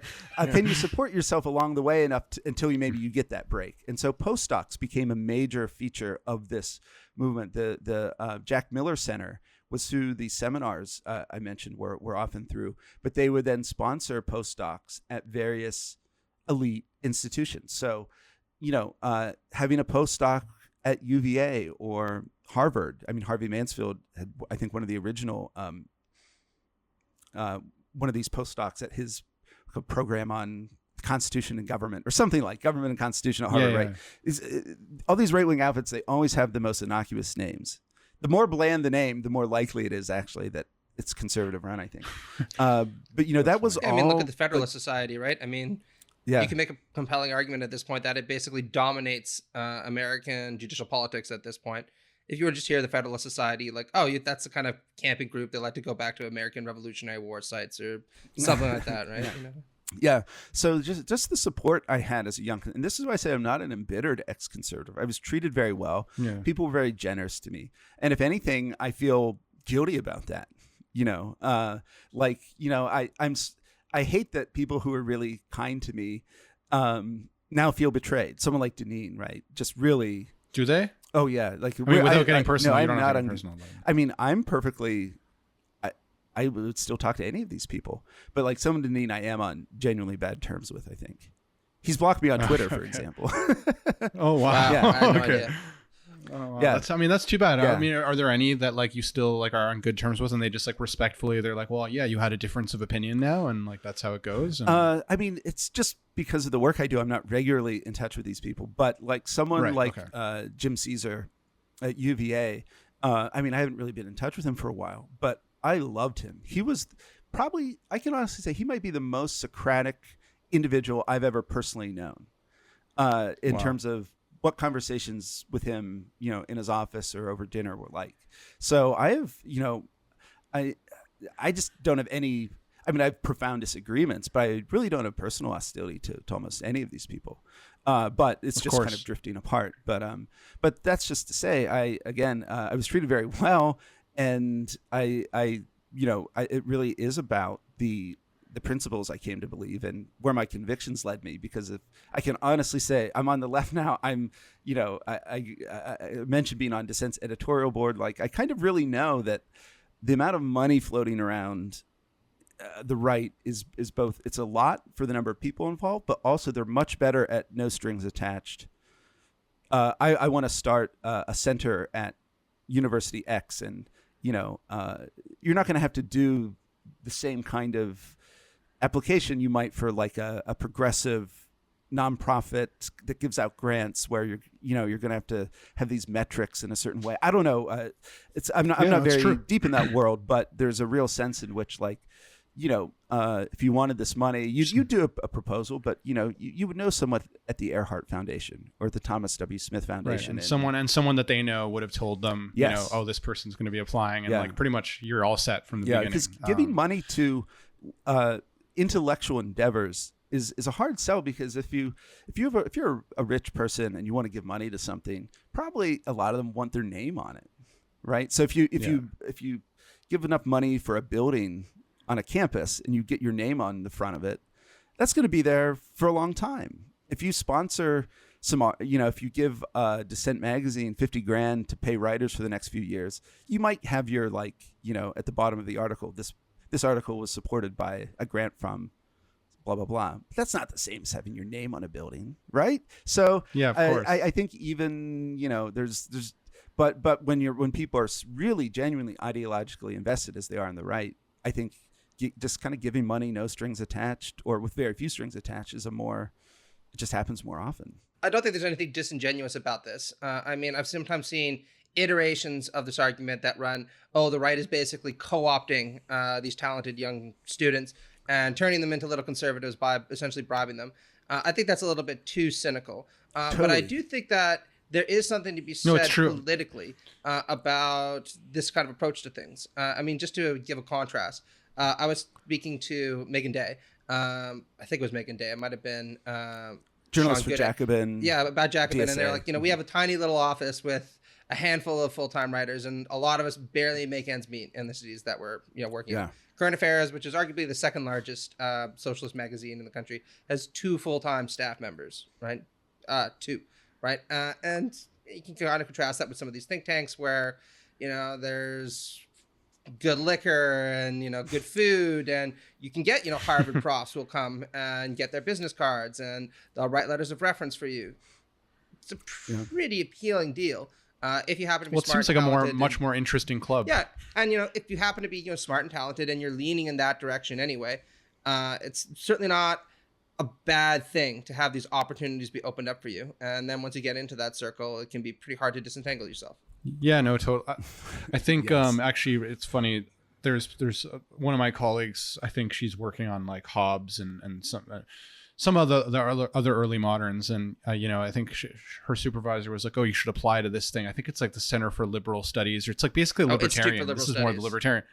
Yeah, maybe Institute for Liberal Studies. And she's like, they've got all this Koch brothers money, and it's like, just go. It's okay if you don't agree with them, just take the money and run. It's like worth it, right? And like I think that just goes to your point that they are just willing to dispense like money to people, even if they don't really care like that much. They're not going to like test you ideologically. They just want more people participating in their stuff to make it bigger. But that's kind of like the flip side to it. So the really dedicated ones are really treated quite well, but also like something like the Institute for Humane Studies. I'm glad Matt kind of brought up it's not as insidious as it might seem, because it's one thing I've tried to say in the podcast is it's all straightforward. It's not like chicanery, really crazy secret stuff. It's all extremely straightforward.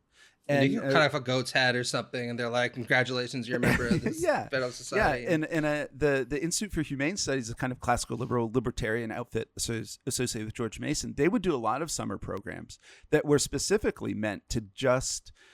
They didn't want necessarily just the true believers. That's the place I'm thinking of. Actually, that is the place. Because the point is not for you to become a libertarian. The point is for you to think, I really should have some Hayek on my syllabus. I really should have some, thinker X, Y, or Z, Robert Nozick, whatever kind of text might be applicable. It's not just to convert people or win them over with your money. It's to just kind of plant the seed that these are serious ideas, and that if you're an academic who wants to kind of give your students a sense of the range of opinion on things, or bring in new and different kinds of texts, it'll give you a good introduction to some possibilities. For sure, makes sense. I wanted to bring it maybe back to maybe start moving in the direction of wrapping up, back to sort of like left-wing politics. And I wonder what you think sort of about like strategically, because we've been talking about, as you've said, this maybe not as insidious kind of infrastructure that the right has. And then so there's both maybe a question about like practical organizing, like maybe what can like left-wing intellectuals do better, but then the other question would also be more philosophical, which is, I think like there's something like nowadays with what people call, I guess, the woke discourse, it just does seem like there's less and less or they're at least being accused of being less and less connected to some sort of like fundamental truth, this accusation of relativism, which, has various degrees of truth, various degrees of it just being kind of like propagandistic, distortion. But I guess like, do you see like how important do you see like left-wing politics, left-wing theory having some connection to something, to some like grounded truth? And obviously maybe that's a loaded question for someone who is religiously inclined, but just rhetorically, because it just feels like right now, argumentatively, it can feel disorienting in left-wing circles with like what kinds of claims are they actually making, like what things are they focusing on to actually give it broad appeal where it'll be intuitive to people, working class people from places where you're from, right, like central Pennsylvania. And just to kind of follow that up, with an anecdote, when I was doing my PhD, my background was in human rights mainly. I'd been in Amnesty International, a number of different things, but I took a class with a bunch of post-structuralists, and I brought up issues like, I asked, what is justice in this kind of context? What would be the right thing to do? And the teacher sat there and was like, we're not really concerned about that. Nobody should be so arrogant as to presume what is just and what is unjust. So that's a kind of strong example. And I don't want to imply that everyone you encounter in kind of left-wing university circles is like that, because they're not. But you can definitely be embedded in this environment that somebody like Bloom is talking about. And if you're on the left, like I eventually became, it can be kind of disheartening to think like, oh, these kinds of big T, capital T truth, capital J justice questions are just things I shouldn't be interested in. Yeah. Well, I think there's a couple different ways I could try to answer this. And I think one of them is that I think builds off both of what you said. But Victor, you mentioned kind of like the rhetorical problem, like a very practical political problem. How do you talk about these things in an intelligible way? And it's funny, I just had lunch earlier this week with a friend of mine who works a lot in like urban policy, housing policy, YIMBY, NIMBY stuff, that kind of thing. And we got to talking that I do feel like, I especially thought about this with some of the recent debates about crime in the United States, where the left is at such a rhetorical disadvantage, because if we want to, as we were talking about earlier, historicize and situate something and say, actually, no, like this discrete problem you see right now, crime, however, putting aside debates about how much crime has actually increased and so on, let's just say crime is a problem. And, I think the left's answer to that, or the way many of us on the left would think about it, is to say, well, what's contributing to that crime? And, right. What social forces and factors create kind of these expendable, surplus labor or something, however you want to describe it, right? People who don't fit in then. And, what do we do with them? We either put them in mental institutions or jails, kind of, right? And, it's about finding the deeper causes and systematic reasons why a particular issue like crime might be surging in this moment. Whereas the right's just like, we got to whack them.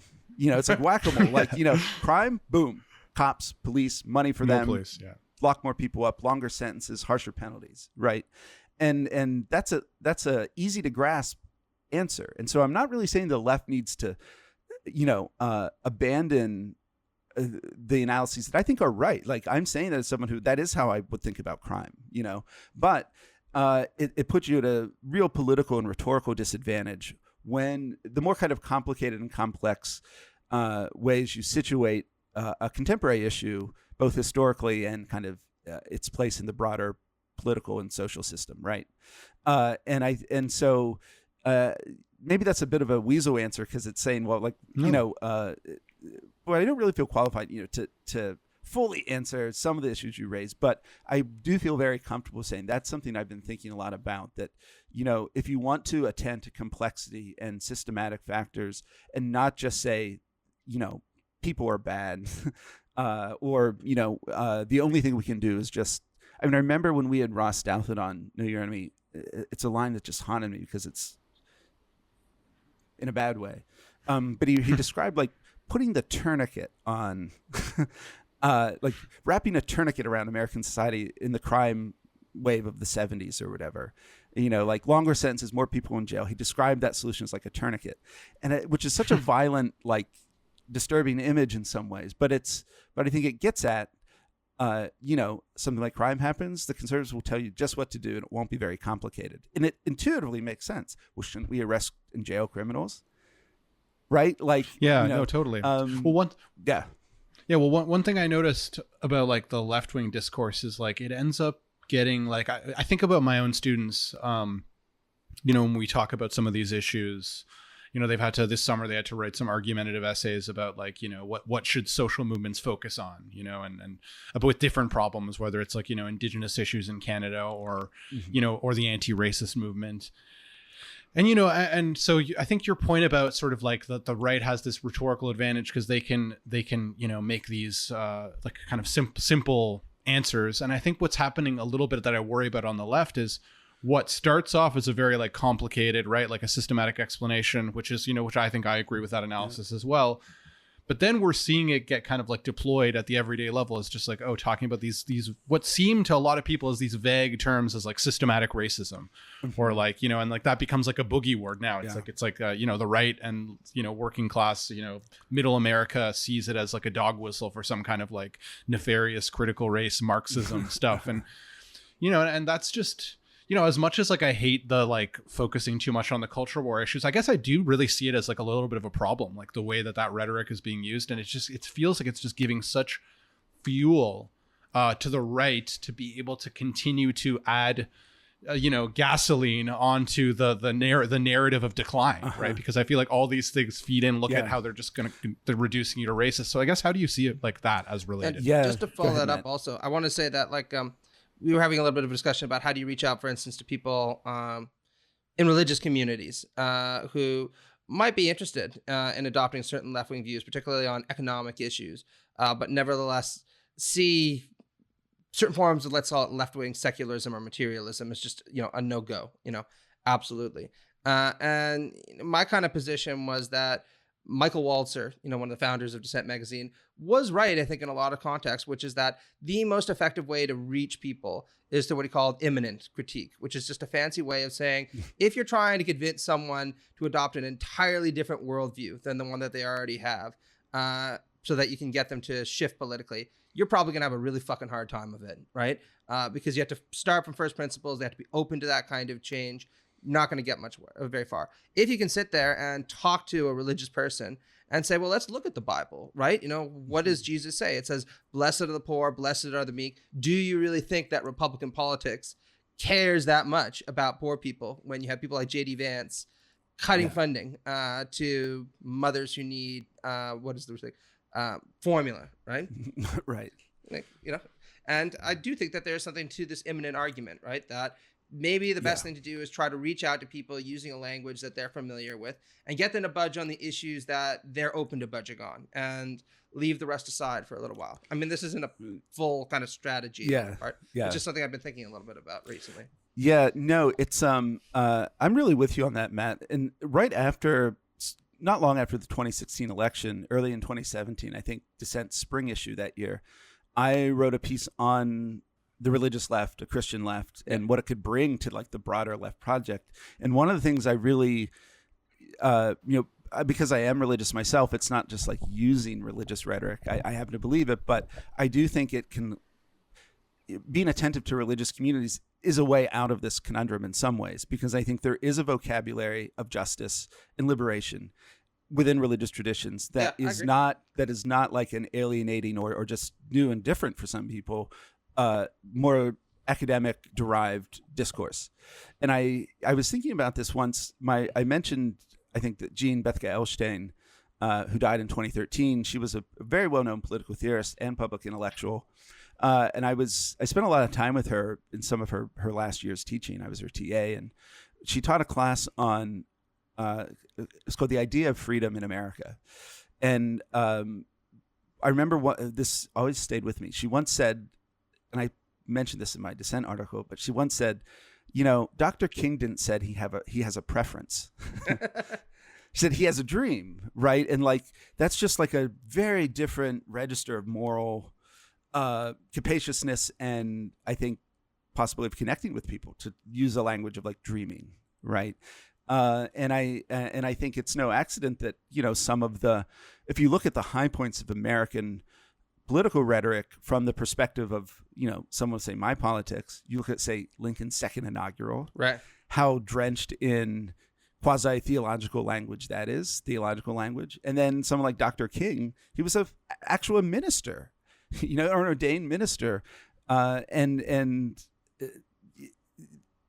it just isn't surprising to me that people able to use some of those terminology and language were better able to connect, made, you know, that their rhetoric seems more powerful and accessible in a way than some of what we see now, maybe. Or even FDR, right? I mean, Yeah. we can all grant that FDR had big problems, and so did the New Deal, and that was Yeah. racially problematic in some respects. But, you know, you don't sit there and remember, you know, the specifics of this program or that program. You remember him talking about freedom from want, freedom from anxiety, all these kinds of things, or freedom from fear, right? These kind of very powerful moral ideals that are put forward as aspirations for the country to try to achieve. That was what really mobilized people on behalf of this program, I think, at least. Yeah. And if he had used a more opaque language or more cynical language, I don't think you would have found people invest themselves in the same way. Yeah, I kind of have two things to add to this. One is just about FDR. I think it is forgotten just how Christian he was in a lot of ways. And I was very surprised maybe over a year ago now, I had a conversation with the historian Eric Rauschway, who wrote the great book with Yale University Press, Why the New Deal Matters, one of those short, like 200-page Why X Matters books. But I think it was either in the book or in the conversation we had about it, he mentioned that there was actually a kind of a liberal, progressive Christian group that put out FDR's, maybe his first inaugural, but like as an annotation of the Sermon on the Mount. Like they were trying to connect up the Sermon on the Mount in the Jesus in the New Testament with like FDR's rhetoric coming into office. And I was like, I did not know that. And it's really fascinating. And, you know, I would say to be kind of, both to show my colors as a Bernie Sanders fan, but also to say I'm not trying to do something narrowly religious here. I do think there's a kind of populist register too that can be similar. And I think Bernie's pretty good at it. Not good enough apparently, but yeah, no, not good enough. You know, but like, you know, fight for someone who doesn't look like you. Isn't that different than love your neighbor as yourself? Kind of, you know. But I think, you know, an angry populist rhetoric can be, you know, sometimes the language of sin and the language of greed aren't that different. Or, you know what I mean? I think there are, I'm not trying to just say all Democrats or all left-wing politicians need to start talking about religion, because I do think it doesn't really work if it's not sincere at some level. But I that's just to say my own thinking. I've really thought a lot about the religious resources that you know inform my own view of things, my own left-wing politics, and that I think when I look out at the United States, it was just, you know, the 4th of July we just celebrated, and I was thinking about Richard Rorty's line at the beginning of Achieving Our Country, you know, that is just as self-respect is necessary for like individual self-improvement, so a sort of national pride is necessary for, you know, the great reform movements, the national improvement, improving the country you live in. And, you know, that's very debatable. Even the slippage between like national pride and individual self-esteem or something is debatable. But I do think, you know, I tend to be pretty favorable and drawn toward impulses to root more of the left-wing project in like a distinctly American idiom. You know, drawing on the heroes that the left might Lincoln drop, was brilliant right? at that, right? Yeah, exactly. You know, like to the extent, I don't know who the left-wing pantheon of heroes and heroines would be, you know, in American history, but, you know, the left should have a usable past. The right certainly does, both about their own movement and about the country's origins and how those two things connect. So that's, I mean, one way to cash some of this out is just that the right, they have a story they tell about themselves, which is very Whiggish and, you know, onward and upward. But it's connected to, you know, the American founding and the origins of the United States. And I think that's something the left has a little more problem with, both, how we talk about what we want to achieve now, but how we situate it in, the American history, both rhetorically and otherwise, in terms of the examples you point to and the kind of, the people we think are worth emulating in some way. But all movements need a usable past. I think that's really important. And I think one of the biggest problems on the left is its tendency, I think it has its own narrative of decline, right? which has, likes to really emphasize like past wrongs, and kind of talk about how they're still with us, which is not untrue. Right. But I think it can become, they can become a little bit overly fixated by it, which then ends up giving the other side ammunition. So I wonder, I don't know how, I think like it's important to be able to find a way to use the past for something hopeful. So yeah, absolutely. And I do think there is a usable pantheon of left heroes in the United States that could be operationalized to inspire people. That's kind of a crude way to put it. It's not very inspiring. But you think about Lincoln and FDR, Maya Angelou, Eugene Debs, MLK, obviously, right? These are all people who inspire me, and I know they inspire other people. I'm not sure why it is that sometimes we don't foreground them as kind of a canon of progress, if you want to call it that. That's deeply rooted in the American experience. Well, and I mean, it would look different elsewhere, but I just want to kind of move towards wrapping up because, we're already almost at 2 hours. And since you're the know your enemy guy, I think that we should end on a note about conservatism. Sure. So what would you say are the key things? Let's say the three key things that as leftists, we need to know about the conservative movement, whether we're talking about in terms of everyday politics, it's intellectuals, it's orange demons, whatever. Well, I was trained as an analytical person, right? So there's always got to be three of everything. It doesn't have to be three. Don't worry. Well, I think one kind of question before us, especially after the overturning of Roe, is like, just how far will they go? And I think my answer is further than you think. Like I'm someone like not a lot shocks me on the right.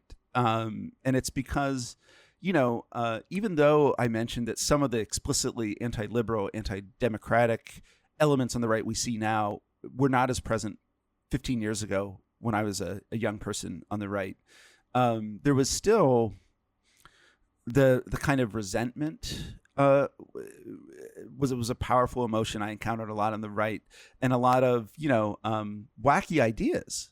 I mean, there's like monarchists on the right, and it's like, well, so I counted so many of those online. It's really weird. Yeah. I'm not saying they're like driving Republican Party politics, but I'm saying if you feel comfortable being a part of a movement that is just like, people in it say, I'm a monarchist.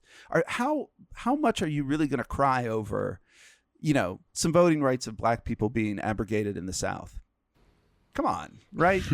It's just not going to be something that flips you out. So I think that's one thing. How far will they go? Further than you think. Such an optimist. Yeah. Hard time to be an optimist. Yeah. Right now, True. But I have to think of something other than that. What would you say about its intellectuals? Like, I don't want us to sit here and say like, what's the core intellectual project behind conservatism? Because so many people, spend a lot of time like trying to pin that down. But what are like some of the key things about the right wing as an intellectual movement that people should understand? Like, what is it committed to very, very broadly? I think this point is worth dwelling on, though, like about how far they'll go. Just briefly, because I think I worry. I think it should be a wake up call to like kind of the left to be able to actually, like, I'm not saying we want to do as like the same sort of like bad faith kind of like politics that the right is doing. But God, it does really make me frustrated with like some of the kind of like purity politics that we see on the left about like, we can't don't vote for Biden because he's not left enough. Don't vote for this, like this kind of like hipster cynicism that I'm just so tired of from someone on the left. And I don't know if you have any thoughts about that, but that's that's like something I worry about. And just like with seeing the overturning now, it just makes me so much more mad at those people, I guess, the sort of cynical hipster leftists. I completely agree. I mean, I sit there and I'm like, there's something really privileged about thinking that you can focus on the narcissism of small differences on the left when the barbarians are marching and Rome's going to burn really, really soon if we don't all do something. Yeah, I mean, I was someone who, was all in for Bernie during the primaries, but when it came time in the lead up to the general election, I was really unambivalent about voting for Biden. Not because he hasn't disappointed me, he has. Not because I loved him, I didn't. Yeah. But it was just, for right now, this is the choice in front of us, and it would be such a catastrophe if Trump won again. Yeah.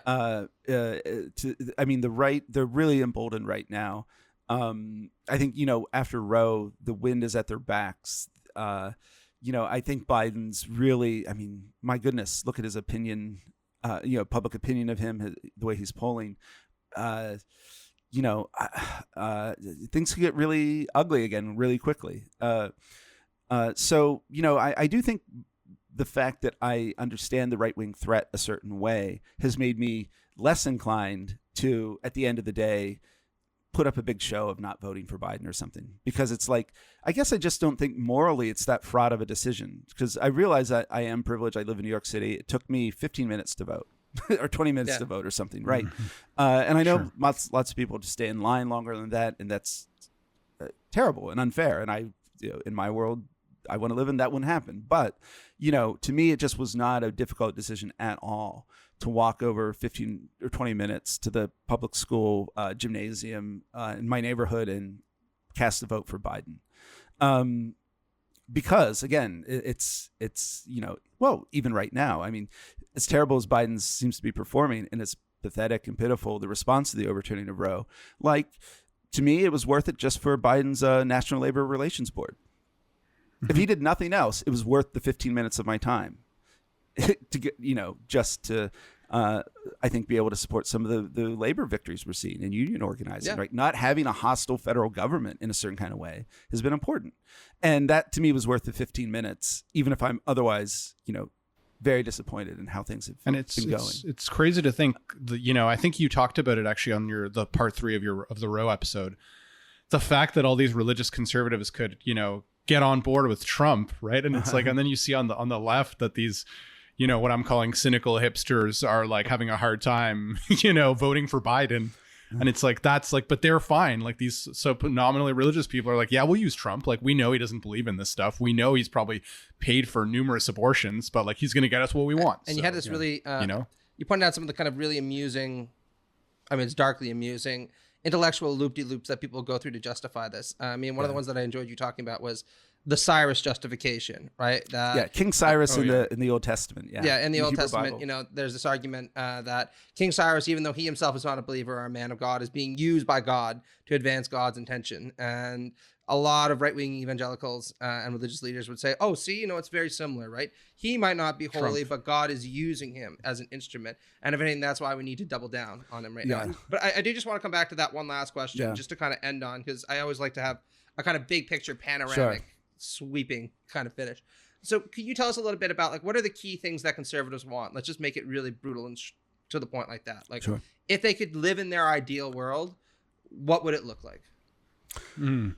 Well, I'll try to answer that, and I might not be able to say their ideal world, but I think the world they're bringing into being, because they might not be able to get everything they want, because there is a sense that it's not an accident that the Supreme Court has delivered the biggest conservative win of the past however many decades, right? The branch of government least, connected to popular pressure, the will of the voters, et cetera. No, not really connected at all in some ways, right? It's not shocking to me that that's been done. And I'm not sure they'll be able to get everything they want, but instead, this is what I'm seeing. And I'm working on to go back to Mick Jagger. Yeah. I think if you put together things like the Supreme Court ruling about concealed carry permits, right? Basically eliminating all limitations, on who and where they can carry pack heat, out in society. Things like the bounty hunter abortion law in Texas, stand your ground laws, laws that basically let people run over protesters in their vehicle at protests and marches. the place of cops in our society, both the kind of like wildcat strikes where they're just seeming to not deal with, the story of the San Francisco DA, Chesa Boudin, who actually had to rent a U-Haul to bring in some shoplifters because the cops were not responding to him, and as they, seem to continue to kill, gun people down with near immunity.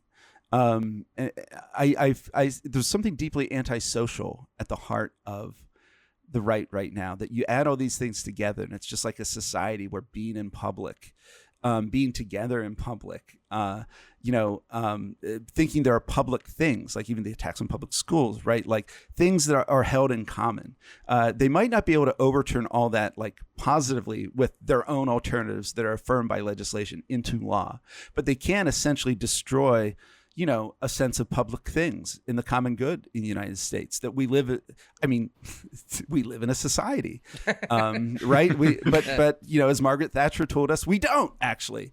It's one way of getting their way because it throws us back on the private hierarchies and without the state being what equalizes citizens who otherwise might have very different amounts of money and power and standing in society, you get rid of the public goods, you get rid of the sense of equality before the law, like people, that sense of just basic fairness and again public things. We live in a society. We're basically going to moving to a point where we're going to live in a country where people are roaming around with guns everywhere. Public schools are viciously attacked. Whether it's via cutting their funding or like the groomer stuff, right? So as they're giving people more and more guns, they're also saying, hey, there's a bunch of pervert gays out there trying to corrupt your kids, And as they're insisting that you have to give birth whether you like to or not, they're going to slash social programs that are there to help young mothers. Yeah, and families. It's deeply antisocial for a woman or a pregnant person to not be able to talk to their doctor about a life-threatening situation like an ectopic pregnancy or pregnancy or like a miscarriage of some kind. When women are fearful, when pregnant people are fearful of walking into their doctor because they're having a miscarriage because they could be prosecuted for an abortion. This is just when you can't talk to your doctor that way, like what kind of society are we building? And so I see the thread that's running through so much that's happening right now is a kind of assault on a democratic, public-oriented, we live in a society. There is such a thing as the common good. We do owe each other things, and we can build things that enhance, our relationships to each other and the sense of solidarity we have. And what I see now is that, we're kind of sliding back. This is a political theory podcast. It's like they're actually they think the state of nature is the good part, right? That's kind of the way I see it. And it makes it very hard then for people, those of us on the left, to convince people to have hope for more solidaristic, democratic ways of living together, right? It's just you hunker down, you say, I have mine, I just want to keep it. That's all I can hope for. I can just keep my shit and have my guns and fend off people who want to take it from me. And that's the extent of your political and social horizon. That's what I really fear. When you really start adding up the gun stuff, the abortion stuff, the attacks on public schools, so on and so forth, you do really see this, I think, deeply antisocial, atomized, people shouldn't trust each other. Every fight you get into at a public place could turn and you could be mowed down. You could be mowed down in your place of worship, Yeah. So that's it's a very pessimistic note to end on, but it's what I see happening. And I think, but I especially wanted to mention it because I think for me as someone on the left, I think about it a lot. Like we don't just have to win and like achieve things straightforwardly that we all know we have to do. It's part of the task is, I think, overcoming what's becoming a more deeply ingrained kind of sociopathic, low trust society where people are going to be on edge and the prospect of collective action ordered toward the common good, enacted democratically is just becoming something I think is harder and harder for people to really imagine in a robust way. Yeah. I got to say, John Kenneth Galbraith once said that the modern conservative is engaged in one of man's oldest intellectual enterprises, which is to figure out a superior moral justification for selfishness. And that might not be entirely true or entirely fair, but it definitely expresses something really important. And on that chilling note, and on your dystopian vision of the future, I just want to say, Matt, it was a real pleasure for you to come on. I love this conversation. I wish we could carry on for another half hour, but it would be too much. Yeah. So thank you so much. And thank you for teaching both of us a lot about what's going on in American conservatism. No problem. Right now. It was my pleasure. I had a lot of fun. We could have kept going. I'm only just now getting really wound up, as you can tell by my last answer. So thank you very much. I appreciate it. No problem. Cheers. Thanks. All right. Awesome.